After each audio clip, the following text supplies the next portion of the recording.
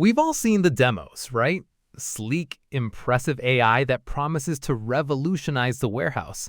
Perfect inventory management, optimized picking routes, everything running like clockwork. It looks like the future. But what happens when that shiny new AI actually arrives in your real-world, highly customized SAP-powered warehouse? This is Neptune Talks, where we share short insights on SAP execution and innovation. Today, we're exploring why so many warehouse AI initiatives struggle to deliver the results organizations expect, and it often comes down to one simple issue. The AI doesn't fully understand your operational reality. That's exactly the challenge. Many AI-powered warehouse solutions are designed around standard warehouse processes. They work well when operations closely follow best practice models, but very few real-world warehouses actually operate that way. Especially if they've been running SAP for years. Exactly. Many mature SAP environments have evolved over decades. They've accumulated customer-specific business logic, custom workflows, and organization-specific processes that reflect how the business actually operates. Those aren't problems. They're often the company's competitive advantage.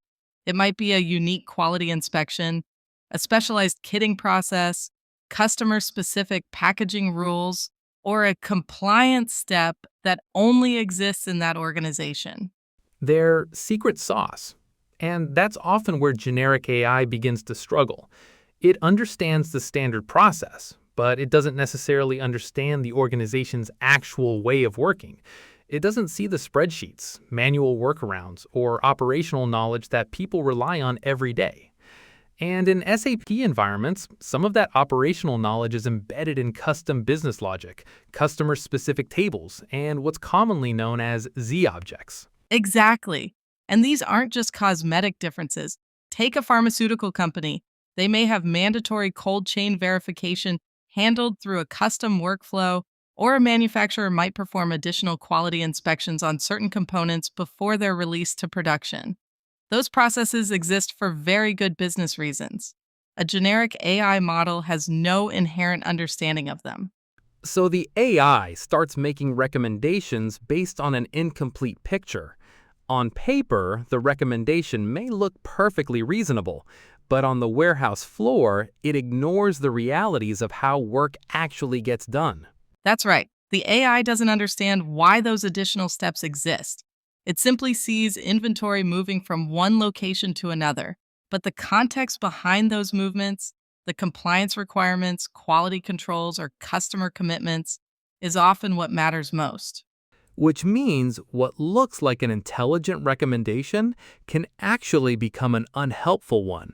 And that creates perhaps the biggest problem of all: trust. The people working in the warehouse know the real process.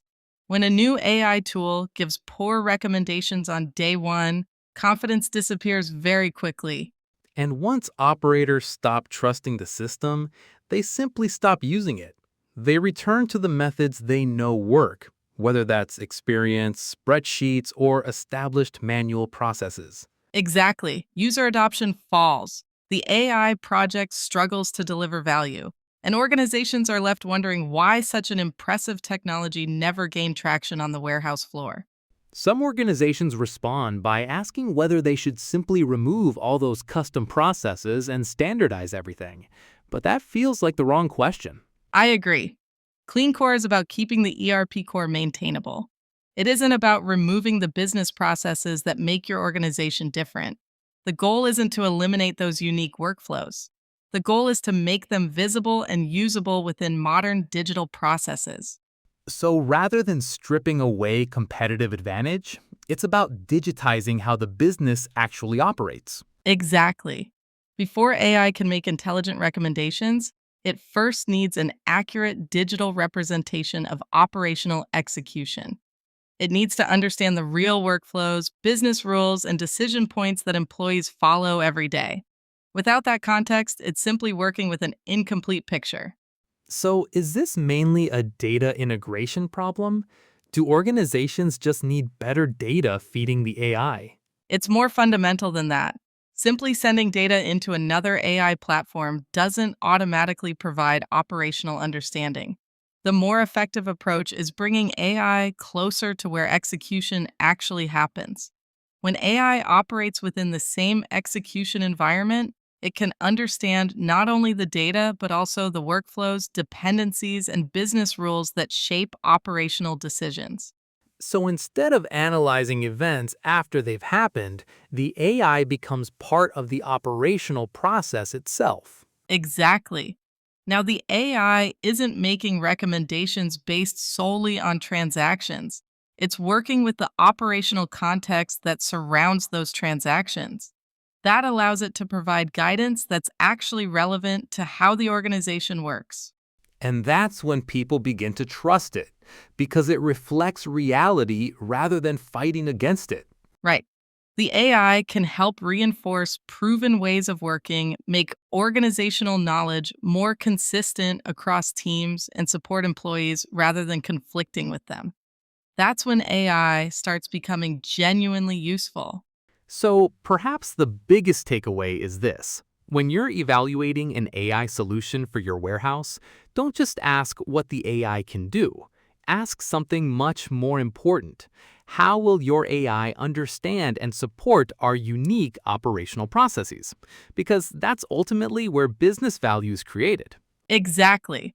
If a solution can't clearly explain how it understands your organization's operational reality, there's a good chance you're looking at a great demonstration, but not necessarily a great implementation.